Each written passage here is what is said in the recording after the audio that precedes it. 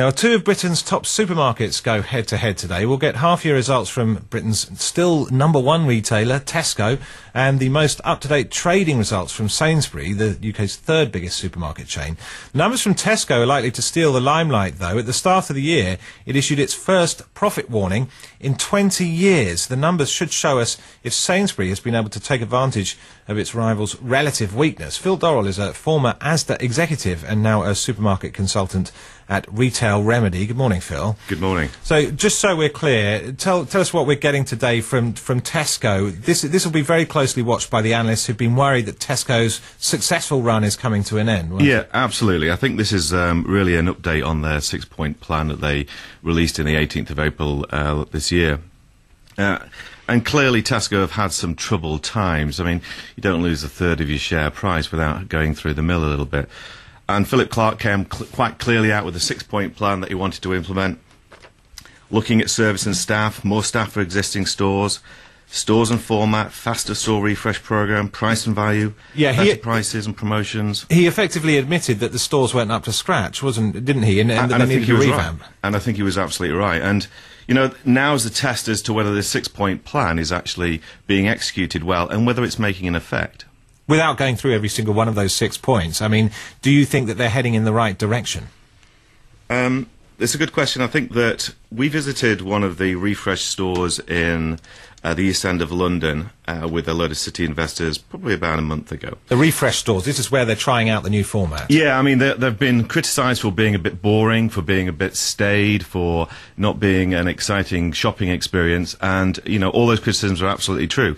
So what they needed to do is to make those stores more interesting for people to shop, and they've done a job of work on probably about 12 so far. We visited one in the East End of London with a load of city investors, and I've got to say it was a small step change rather than the quantum leap that they probably require. What about the service side of things? Because you've worked for Asda in your past, and yes, service is crucial, isn't it? And Philip Clark, the chief executive of Tesco, also admitted that the service wasn't up to scratch.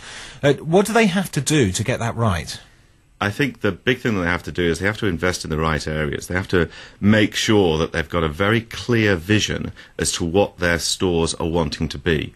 And I think that's the real difference between them and Sainsbury's. If I interviewed the Sainsbury's board, I'm sure that every single one of them would have a really clear understanding of where their stores were going to be in 5 years' time and what the plan was. And the emotional aspects of the customer shopping experience. I really think that Tesco have completely lost that. Tell us more about those emotional aspects. What do you mean there? Well, I don't mean people going in and crying, although perhaps that's probably what Philip Clark has been thinking. Sometimes I do that at the checkout. Yeah, well, you probably have to pay too much, and that's why you're thinking of crying. But no, I think that the emotional experience is winning the hearts and minds of customers, making sure that they are feeling part of the shopping environment, not that it's just a machine that they're shopping.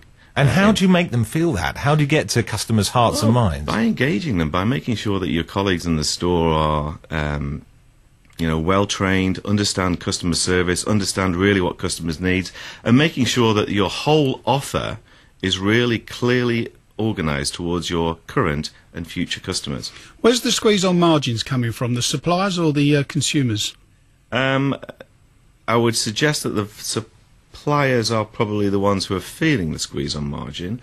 The consumers are probably seeking out better prices at all the times, Mickey, because you know, it's a very, very cutthroat business out there, and you know, promotional expenditure in the UK has probably been growing over the last 5 years to nearly 20% now. Yeah, I mean, almost, well, something like 40% of goods are bought on multi-buys or similar offers, aren't they? Give us an idea, if you would, just what the level of profit margin is on your typical supermarket. Are you talking 5% or 6%?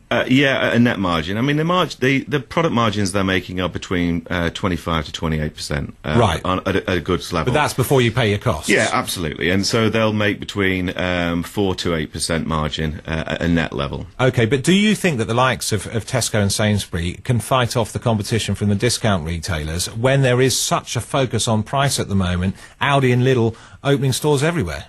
Yeah, and I think there's lots of good words been said about Aldi's growth and Lidl's growth, but one mustn't forget they are growing very rapidly from quite a small base, and they're still nowhere near the market share dominance that the likes of Tesco have got. you've got to remember that Tesco are still the biggest beast in the jungle, the biggest hitter. And although they've been wounded, undoubtedly been wounded in the last 6 months to 12 months of trading, they will come back, and they'll come back strong. It's not a mortal wound. Thank No. you. Thank you, Phil Dorrell there from Retail Remedy.